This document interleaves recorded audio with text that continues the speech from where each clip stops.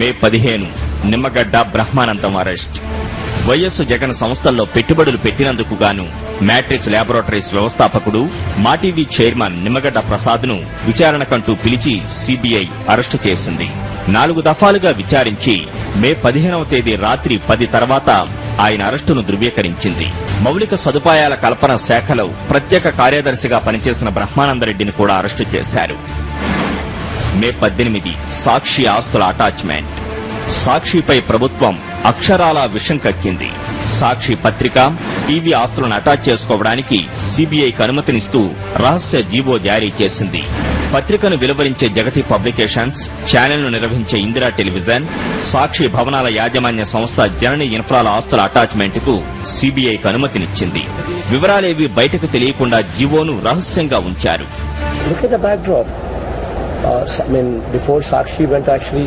Sakshi went ahead and started placing shares. 7 months before Sakshi went ahead and did that, 7 months before that, Eenadu, a Telugu vernacular language newspaper, actually was valued at 6,800 crores, which actually had 1,800 crores of accumulated losses. And the circulation of Eenadu then was only 10 lakhs. And 7 months after that, Sakshi was launched at half the valuation of Eenadu. In fact, when you have Eenadu, what was 7 months before, valued at 6,800 crores, and Sakshi was available to investors at half the valuation. I mean, I seriously don't. I mean, anybody would take it. And CBI, how can they say CBI? How can CBI say they're? I mean, it's a Benami investment and things like that. When people like India Cements have invested, people like Ramki have invested, people like Lanco have invested. You know, these are all big names. And in fact, they cannot say that they are my Benamis. In fact, they'll buy me out.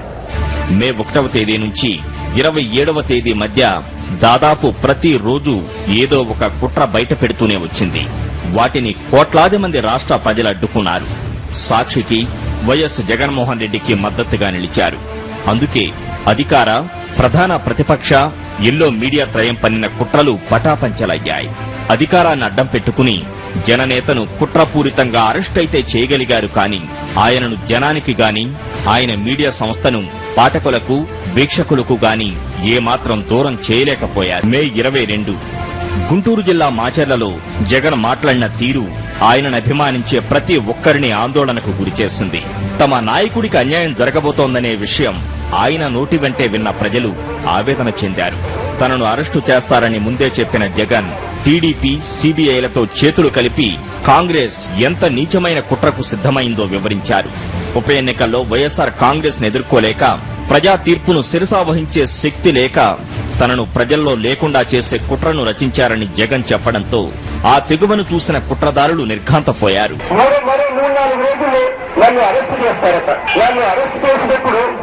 రాష్ట్ర వ్యాప్తంగా ఉద్రిక్తులు ఈ 2 పార్టీలు కలిసి రాష్ట్ర వ్యాప్తంగా కూడా ఉద్రిక్తం చేస్తారట. తీసుకొచ్చి అది జగనే చేయించాడని చెప్పారట. ఈ 18 చోట్ల అసలు ఎన్నికలే జరగకుండా పూర్తిగా పక్కన పెట్టేశారట. జగన్ ఇలా ఎప్పుడైతే తనను అరెస్టు చేస్తారని ప్రజల మధ్య మాట్లాడారో ఆ వెంటనే కుట్రలు మరింత వేగంగా పారాయి. ఈ విషయం ప్రజల్లోకి పూర్తిగా వెళ్లేలోపే కుమ్మక్కుదారులు ఎంత వేగంగా తమ పథకాన్ని అమలు చేశారో జగన్ స్వయంగా వివరించారు. భారతదేశంలో అంతకు ముందెన్నడూ చేయని విధంగా CBI వ్యవహరించిందన్నారు. Then immediately I made a statement in a public meeting. I said these people are doing it. These people are going to do this. And immediately after I said that day night, CBI that day night acted on it, and early morning 5 o'clock I received summons the next day. I mean, this kind of conspiracy, I do not think it can ever be done. వాన్పిక్కు భూముల కేటాయింపుపై మంత్రి Mopidevi వెంకటరమణను CBI 2012 మే 23వ తేదీన పిలిపించి 7 గంటలు సుదీర్ఘంగా విచారించింది. మే 24ను కూడా మోపిదేవిని విచారణకు పిలిచిన CBI కాసేపటికే ఆయనను అరెస్టు చేసినట్టు ప్రకటించింది. మే 24 జరగబోయే పరిణామాలను ముందే ఊహించిన జగన్ మే 24న సీబీఐ ప్రత్యేక కోర్టులో ముందస్తు బెయిల్ కోసం పిటిషన్ దాఖలు చేశారు. సీబీఐ దర్యాప్తు పూర్తయి ఛార్జిషీట్ కూడా వేసినందున జగన్ అరెస్టు చేయకపోవచ్చని చెప్పిన న్యాయమూర్తి విచారణను మే 28కి వాయిదా వేశారు. మే 28 ఉదయం మెజిస్ట్రేట్ ముందు హాజరయ్యేలోపే జగన్ను ఎలాగైనా అరెస్టు చేయాలని కుట్రలో బిజీ అయిపోయింది కాంగ్రెస్. ఢిల్లీ పెద్దల ఆజ్ఞలకు అనుగుణంగా పథకం రచించింది సిబిఐ.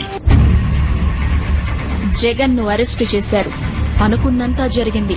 కుట్రలో భాగంగా తనను అరెస్టు చేస్తారు అని వారం రోజులుగా జగన్ చెబుతూనే ఉన్నారు. నిజమా అని రాష్ట్రం మొత్తం ఉత్కంఠగా ఎదురుచూసింది.